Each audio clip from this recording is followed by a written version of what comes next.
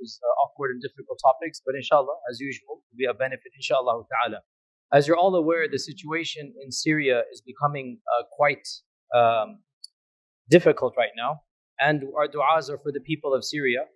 My job here today is not to be a political analyst, but to teach you some facts that you should know about that region, and in particular, the reality of the sectarian differences that are taking place. So today, inshallah ta'ala, I want to introduce to you one of the most fringe, bizarre movements of our faith, and it is of practical relevance because this movement is in charge of the land of Syria. And I mean here the group that is known as the Nusayris or the Alawites. Now my goal today is not to fuel the fan of sectarianism. I have always been a vocal critic of sectarianism, and I remain a critic of violence. We should not be hurting one another even if we have different interpretations of Islam. But we cannot change the fact that there are many sectarian elements taking place in that land. So today's information is really for just knowledge purposes. As for actual, sectarian warfare going on, I have always been opposed to this. But the fact of the matter is, when you bring in sectarian politics and when you have people being killed, it is understandable they're going to stand up and defend themselves, right? So with this disclaimer, today's topic is going to be about who is this group? What is this group that call themselves the Alawites, the Nusayris? We begin with a brief introduction. We're talking about one of the strands of Shi'i Islam. Now, Shi'ism is a very complex and very nuanced spectrum. It begins from something very close to Sunnism and it works its way all the way out to the fringe. And the movement that is closest to Sunnism is, for example, Zaydism. This is the very closest movement. And Zaydis are in Yemen, and Zaydis are in that awkward spectrum where the Shia consider them Sunni and the Sunni consider them Shia. I'm not joking. Zaydis are smack in the middle. The Sunnis consider them to be the beginning of Shi'ism. And the other Shia say, no, you're the end of Sunnism. So they're in that middle. We'll talk about Zaydism maybe another day.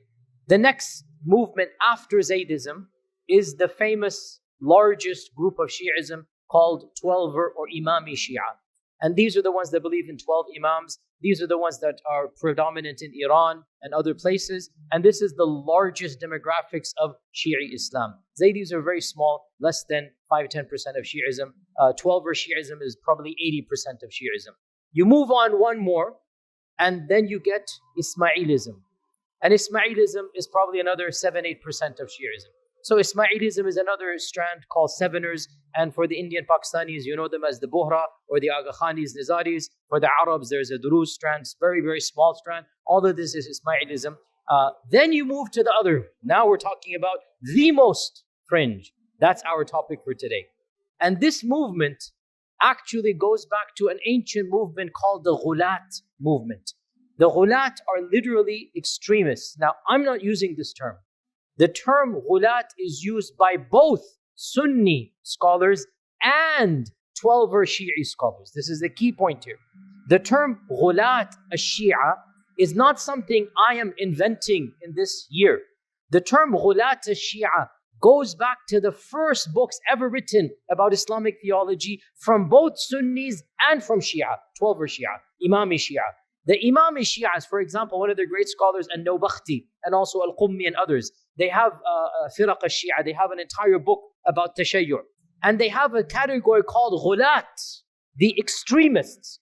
They call this group the Ghulat. This isn't coming from me. We also call them the Ghulat. What is the main distinction between the Imamis and the Ghulat? The Imamis, the Twelvers, and for the record, I have said this very clearly, I don't agree with their theology, but I also don't agree with the notion that we all consider them to be kuffar. No, they are Muslims with creeds that we believe are heretic or deviant, bid'ah we call them, right? But they are within the fold of Islam as a default. And I am public about this and I will defend this. If anybody wants, we can talk about this. As a default, we're not talking about specifics if they have a bizarre ideology, a particular person. As a default, Imamis, Twelvers are within Islam, and I have always been against any type of violence or sectarianism between our two strands. The Imamis consider this strand to be ghulat. What is the distinction? Imamis say that Allah subhanahu wa ta'ala wanted Ali radiallahu anh to be the Khalifa after the Prophet sallallahu alaihi wasallam and his descendants. This is their belief. The Ghulat go more than this. The Ghulat say that aspects of divinity are in the Imams. This is the distinction between the Imamis and the Ghulats. The Imamis do not claim divinity at all. They do not say that our Imams are manifestations of God. They don't say this. As for the Ghulat, which is the most extreme sect or strand of Shi'ism, from the beginning, and this goes back all the way to the first century of the Hijrah, there was a movement within Iraq, within Kufa, called the Kaysanis, and the Kaysanis are the first movement of the Ghulat. And they literally said that Ali radiallahu anh is a manifestation of God on earth. And the Imamis themselves said, no, we're not going there. We don't agree with you. That is called the Ghulat. Now, make a long story short, the only Ghulat sect that remains in our times is the sect we're talking about today, and that is the Nusayris. What is the main characteristic of the Ghulat sect? Number one, we'll mention three things. Number one, all of the Ghulat sects, they claim that the Imams have aspects of divinity, or they are manifesting Allah on earth, or they are Allah on earth. One of these things. All of the Ghulat sects. There's something of divinity in the Imams. Number two, they say that the ruh of the human does not go back to Allah and become resurrected. There is no heaven and hell. Rather, the ruh transfers to another body like the Hindus believe, like the Buddhists believe. This is called tanasukh al-arwah. It is called the transmigration of the soul. So the Ghulat movements do not believe in Qiyamah. They do not believe in Jannah and Nar.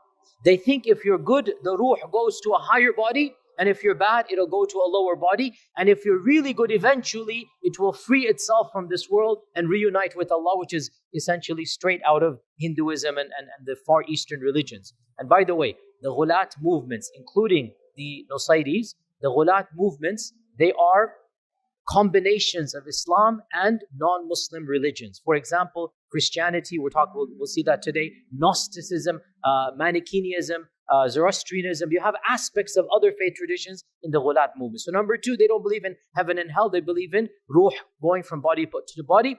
And number three, none of the Ghulat movements follow the physical laws of the Sharia. They interpret the Sharia to be in a mystical manner. There is no salah, there is no zakah, there is no siyam, there is no hajj, there is no tilawat al-Quran, there is no ibadah that we recognize.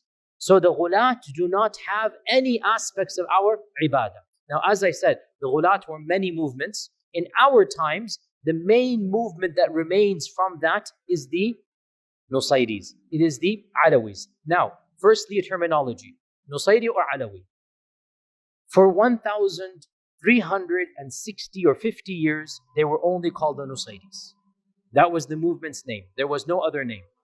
In 1920, one of their intellectual leaders, a pan-Arab socialist nationalist, a very famous person, Ghalib al-Tawil, he wanted to bring the Nusayri movement closer to mainstream Islam, at least sociologically, not theologically. He wanted to make other Muslims consider his strand to be similar to Islam. So he started calling his own movement Alawi. We are followers of Ali. We have things to do with Ali. We are Alawi. We are people of Ali. So the term Alawi only goes back 100 years, literally 1920. Before this time, the term Alawi did not exist. And the movement adopted the term Alawi so that the notion is they are Alawi, followers of Ali. There's an Alawi association with us, right? There's a Sufi tariqah called the Ba'alawi order, which is a mainstream Sunni tariqah, Sufi tariqah. So the Alawi is a term that is common in Muslim circular. So they adopted it. Why? To make this notion that we are similar to everybody else. So we actually use the term Nusayri because that's the classical term. Where did the term Nusayri come from?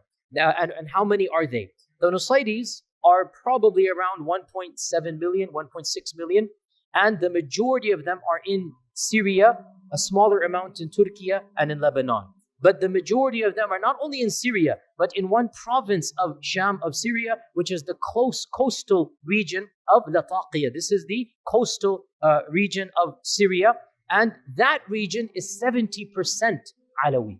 That is a concentration in that one small, province. This is where the majority of Alawis are.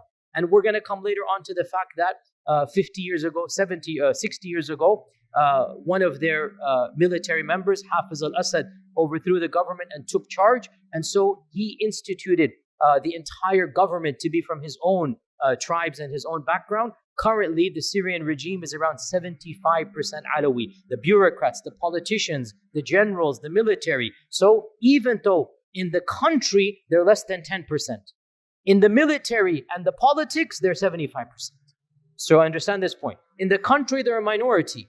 But in the ruling party, they are 3/4. They are the majority. They are the default. And they are the ruling family. And they used to have their headquarters in Latakia. Now their headquarters is in Damascus because of the ruling family over there. Why is it called Nusayris? It is called after its founder, and that is Muhammad ibn Nusayr. Muhammad ibn Nusayr. Now we have to go back 1,200 years. A little bit of Shi'i history over here. You're probably aware that the 12 Shia believe in 12 Imams. The 12th Imam is a hidden Imam for them, right? The 12th Imam for the 12 Shia is a hidden Imam. Now, the 11th Imam, Hassan al-Askari, had a disciple by the name of Muhammad ibn Nusayr. So Muhammad ibn Nusayr is a student of the 11th Imam, okay? And the 11th Imam died a very young age, in his 20s, and he was not married and he did not have kids according to Sunni historians.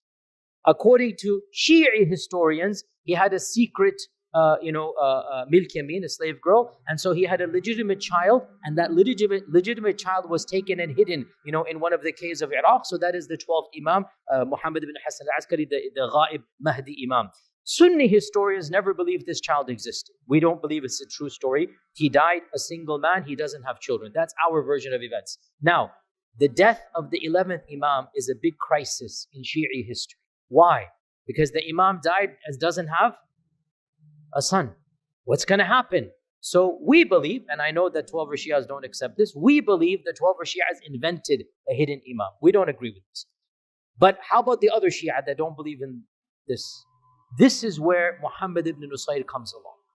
And Muhammad ibn Nusayr invents a new theology, a new ideology, which eventually becomes Nusayrism, right? So Muhammad ibn Nusayr began claiming that the 11th Imam is a manifestation of God, and he, Muhammad ibn Nusayr, is the bab or the door to the Imam. And so he begins preaching a new ideology. In fact, when Hassan al-Askari died, the Shi'i movement split into 15 firqas, 15 strands, because it was a crisis. When the Imam dies, one of those strands becomes 12er Shi'ism, another strand becomes Nusayrism. So here's a key point. Nusayrism and 12er Shi'ism, they go back to the same strand. Nusayrism is not a part of Ismailism.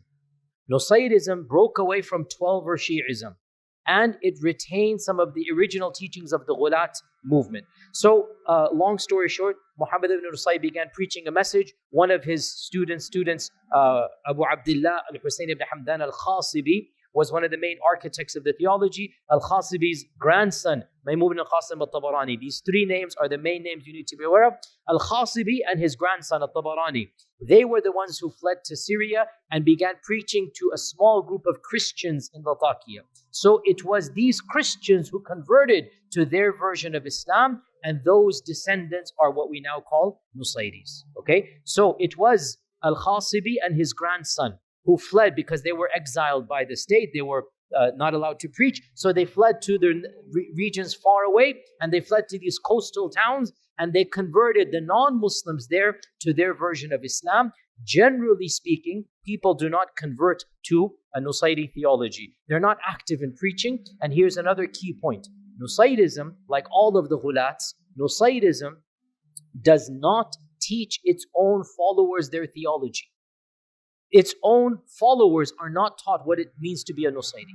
Rather, there's a hierarchy, and a few of the select elites, the khassa, a few of the elders are chosen by the elite to teach their theology to. The rest are left, they're called Amma Awam. The rest are left in darkness. And it is forbidden for a Nusayri to tell non-Nusayris about their beliefs.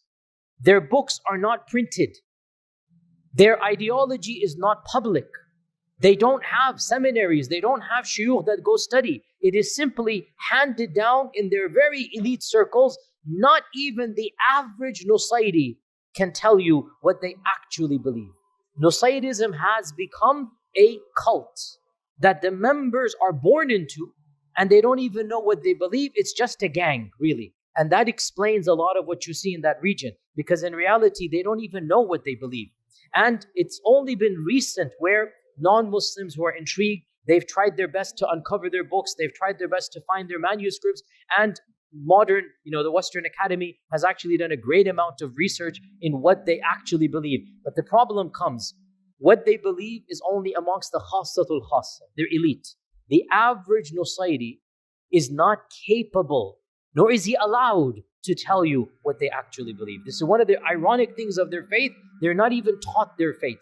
And they're told to just follow their traditions and elders. And the actual beliefs are not something that the average Nusayri would know. But we know this because plenty of research in the last 150 years has been done by non-Muslims. And here's an interesting story as well in this regard, that they are so secretive in this regard that by penalty of death, they will kill anybody who reveals their religion. And what happened was in the 1860s, 1863, a Nusayri converted to Christianity because the French came to Syria at that time. They began preaching Christianity. So a Nusayri by the name of Sulaiman al-Adani converted to Christianity.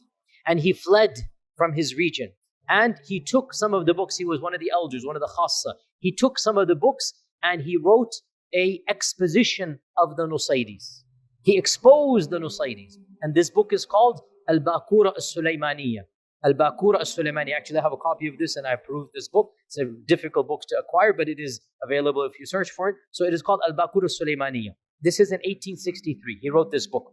And he describes his own experiences, his own beliefs. He describes his own rituals in which he participated in. And he was one of the first people 130 years ago to expose the reality of what Nusayris believe. And he mentioned that as a part of their salah, they drink wine. Their rituals, they drink wine, which is a Christian notion. They believe the blood of Hussein is in that wine, just like Christians believe the blood of Jesus. Literally, you see Christianity over here. As a part of their ibadah, they're drinking cups of wine. And he mentioned as well that they believe in the divinity of Ali and other things of this nature. The Nusayris convinced him to come back on some family issue and whatnot. They convinced him to come back. He came back to that land and they literally pounced on him, cut him up, burnt him alive to make an example that you don't dare expose our secrets to other people. It's a famous incident that took place where he was literally coaxed and tricked to come back and they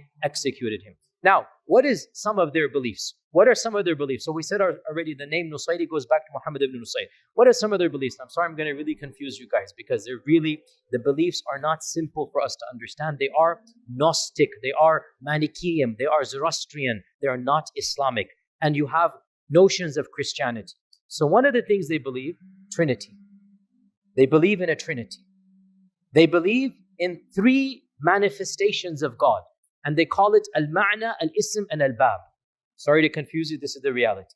Al-Ma'na, Al-Ism, and Al-Bab.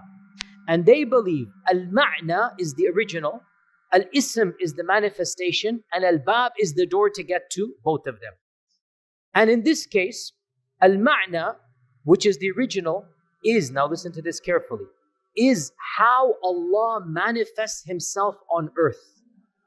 Allah shows Himself through the Ma'na. And the Ma'na chooses the Ism, and the Ism and the Ma'na both then have created the Bab. So the Ma'na and the Ism are both uncreated like the Father and the Son. The Ma'na and the Ism are somehow both divine. So there is this type of Trinity over here in this regard. And every generation has this type of Trinity. They believe in the repetition of history over and over again. So in the time of Adam and Seth and others were there, in the time of Yusha, in the time of Musa, in the time of Isa, and then in the time of the Prophet ﷺ. Now we have the same Trinity here. And here is where it gets completely ghulat. The ma'na, according to them, is Ali, the original. The ism is Muhammad sallallahu alaihi wasallam, and the bab is Salman al-Farisi. So it is as if the ma'na chose the ism. To be very simplistic, Ali radiallahu anh, according to them, is a manifestation of Allah. He chose the ism, the Prophet sallallahu alaihi wasallam, and the both of them then created the bab, Salman al-Farisi. This is their trinity in this issue. Now, once again, the point being, simplistically, we say they're saying Ali is God.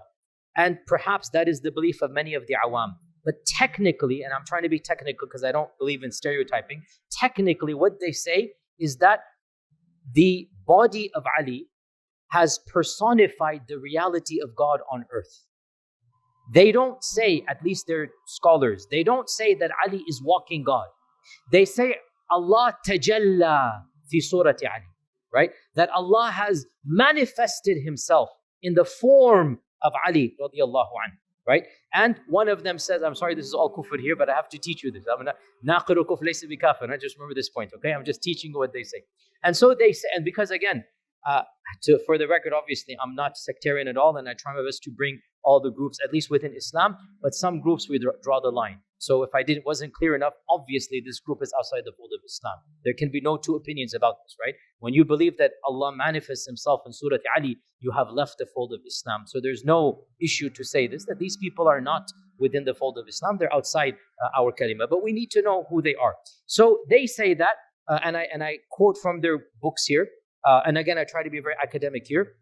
So they say, it is not him, meaning Allah is not Ali, but Allah is not other than Ali either. And in Arabic, la hiyahu wa la huwa ghayruhu. Okay? Again, this is their mystical interpretation, right? La hiya, yani suratu Ali. La hiyahu, the surah of Ali is not God. And yet the surah of Ali is also not God. I.e., we don't affirm he's God, but we don't negate he's God either. Okay, this is their technical language that they say. And so God, Allah manifested himself 7 times on earth. The last of them was in Surah Ali, in the Surah of Ali.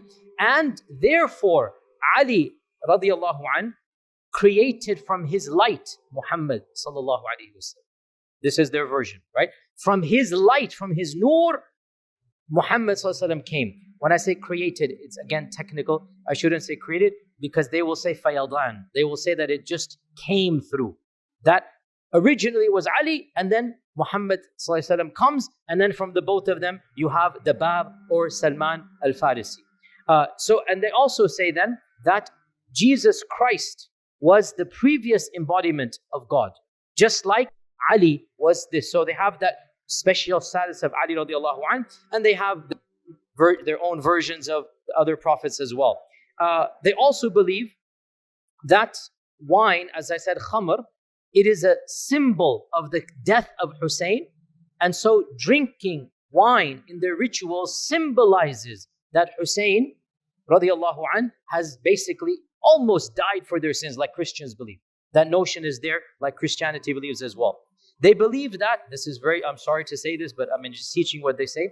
Just like Allah manifests himself in a trinity, so too Iblis manifests himself in a trinity in every one of these cycles. So Iblis also has 3. And so in the time of Musa, they say there was Fir'aun and Haman and Qarun. In the time of the Prophet astaghfirullah, but that's what they say, it was Umar, Abu Bakr and Uthman radiallahu anhu, right? And Umar is the main.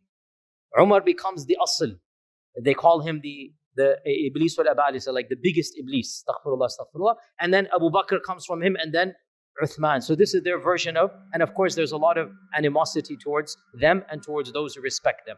They say that the salah, the zakah, the hajj, all of them are symbols of the various imams. So to offer the salah simply means to believe in Hussein. To go for hajj simply means to affirm one of the imams, and so on and so forth. So there is no actual salah or siyam or hajj or tilawah of the Quran. They don't have the Quran as a book that they recite, because every one of these rituals is interpreted to be symbolic. They also believe in the extreme practice of taqiyya and kitman, covering their beliefs. As I said, they're not allowed to preach their beliefs to other people. They believe in the transmigration of the soul, as I mentioned. They do not have masajid. There are no masajid amongst them. And their rituals are done in the homes of their teachers, of their shuyukh, they call them, right? Their rituals are done in the homes of the elite, and only men participate in the rituals. Women do not have any teaching. Women do not have any rituals. Women have no idea of their beliefs. They are not, now this has led to the accusation that they think that women are not human or don't have souls. As far as I'm aware, I wasn't able to find this phrase, but for sure, they don't view women to be worthy of rituals and worthy of teaching. So women are excluded from all ceremonies, and women are excluded from all teaching. And as we said, only a small group amongst them, they're called the khassa, are taught their theology and become leaders. The bulk of them, 80-90%, they remain amma, juhal, they are not taught. And the durus are similar to this, by the way, they have a similar notion. Now, what is the stance of the 12 Shia with regards to the ghulat? Here we find an interesting point. For most of Islamic history, the 12 Shia considered the ghulat to be kuffar, or at least extreme heretics. And great Shi'i scholars, such as Al-Majlisi, Al-Baqir Al-Majlisi, such as Al-Tusi, these are classic icons of the 12 Imams. They said the Alawites or the Nusayris are outside the fold of Islam, or they are, Ahl al-Bid'ah, very, extreme people. We don't view them as being correct. However, in the last 50 years, this has now changed. And there is a reconciliation, there is a rapprochement between many of the modern ayatullahs, many of the modern clerics, and between the Nusayris. And so the famous Lebanese cleric Musa al-Sadr, the famous Musa al-Sadr. Musa al-Sadr gave a fatwa in which he said that the Nusayris are one of the firaq of the 12ers. They're one of us.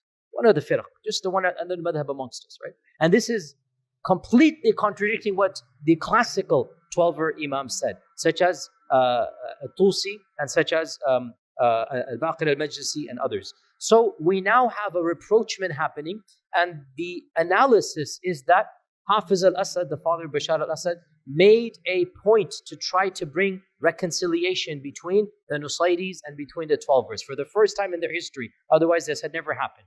And Hafiz al-Assad wanted to become more mainstream, so he tried to get some type of taqarub between 12ers and between Nusayris, and that seems to have worked because we now see that some type of alliance is taking place. However, historically, this has not been the case. Now, to summarize some aspects of history, then maybe inshallah we'll continue another day, but I don't want to go too long here. Historically, this movement has never preached outside of itself.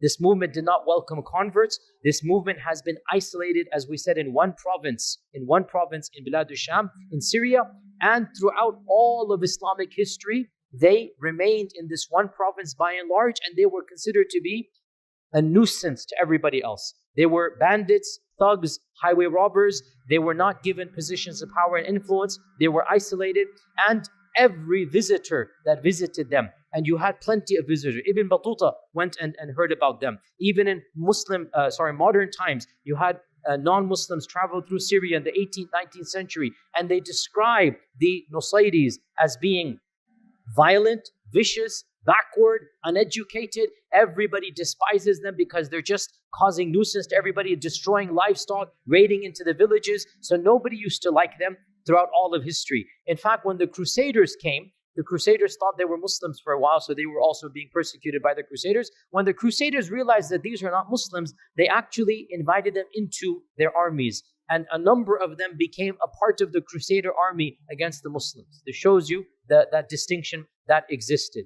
And in the time of the Mamluks, the Mamluks attempted to convert them to Sunnism. They sent preachers, they built masjids in that region, but it had no impact whatsoever. In fact, it is said that they took the masjid, the Mamluks built masjids in their cities. They used the masjids to house their sheep and their livestock. The masjids became places where they would house their sheep and their livestock. And if a wanderer wandered through and he saw a masjid and he would give the adhan. They would make fun of this person. What are you doing here? What is this weird noise that you're saying? They had no clue what the adhan was. And therefore, our scholars, Abdul Qahir al-Baghdadi, he said this group is outside the fold of Islam. He's writing 1,000 years ago, because this group has nothing to do with Islam, because they make Ali radiallahu anhu into a divine manifestation. Ibn Taymiyyah was asked about what is the verdict of the Nusayris. And Ibn Taymiyyah said, the Nusayris famously remarked, أكثر من اليهود والنصارى. They have more blasphemy than even Jews and Christians. Jews and Christians are more rightly guided than these people, he's saying. Like, they have such deviant beliefs. And he said they cannot be considered Muslim. You cannot marry them. You cannot eat their dhabiha. They have nothing. They don't pray. So Ibn Taymiyyah actually was, fairly well aware for the people of his time, even though he didn't have access to their books. Yet he described in somewhat accuracy, and he considered them to be outside the fold of Islam, and he said they are a bigger threat to the ummah than the Mongol invasion. This is Ibn Taymiyyah's famous fatwa. He said they are a bigger threat to us than the Mongols who are invading us. This is a group that is a worse animosity to us. To make a long story short, what happened in the last 60, 70 years? When the French came, and it's always the colonizers, when the French came and they colonized this region, they wanted to find a group that they could use against the Sunni majority. And so they began rallying to the Nusayris. And they did the same to the Duruz, by the way. The Duruz is another group, maybe we'll talk about them another day. So the Nusayris, they began educating them and they began conscripting them into the army. The French, they began giving them elite military training, elite weapons that they didn't give to the Sunnis, because they knew that the Nusayris hated the Sunnis. And they knew the Nusayris could be used against the Sunnis even though they're a minority. And so the French transformed this group to become a militia, to become a well-equipped training militia. Thus, when World War II finished, who had the weapons, who had the training, who had the army, it was the Nusayris. Long story short, they were the ones who then overthrew the ruling parties, and one amongst them, a young lieutenant by the name of Hafiz al-Assad, he was a part of the overthrowing group in the 60s, and then he did a coup amongst his own group, and he overthrew his own friends in 1970, and in 1970 he declared himself to be the leader and the president, and this was a shock because they're a minority, and they were a despised minority. But in 1970 he declared himself to be the ruler of Syria, and he was a very brutal, all the Syrians know this, all the people know this, he was a very brutal dictator, did not allow any type of dissent, a very secret military police force, and in his reign, his group, the Nusayris, were given the dominance in the land, and then of course his son has taken over, as you're aware, and now we have this reality going on here. So to conclude, the Nusayris are the most extremist Shiite interpretation in all of human history. There's nothing beyond them. They are the most extreme. And I don't like to say this, but there's no way to say this. Really, the fact of the matter, we have to draw lines. And this group is outside those lines. There's just no way else to say this, right? Even if we don't want to preach violence, that's a separate thing altogether. We have to speak factually. Once you say that God manifests himself in a human being, khalas, there is no kalima. There is no, once you have no salah, no zakah, no hajj, no Quran, what do you have left, right? So yes, we have to draw lines, as I said multiple times. And so this group is beyond those lines. And even if we consider them outside the fold, had they remained in their province and done what they've done, we would not want to hurt them, and they don't want to hurt us. But unfortunately, what has happened is this movement has been violent. This group has been tyrannical. This group has destroyed its own country. And so what has happened is happened, and that's a political analysis beyond the scope. My goal today was to explain to you who this group are and what they believe. And we ask Allah subhanahu wa ta'ala to protect the brothers and sisters that we have in Syria, our Sunni brethren there. We ask Allah subhanahu wa ta'ala to allow tyranny to be overthrown, to justice to prevail, and to protect all the innocent lives of that region. Jazakumullahu khair.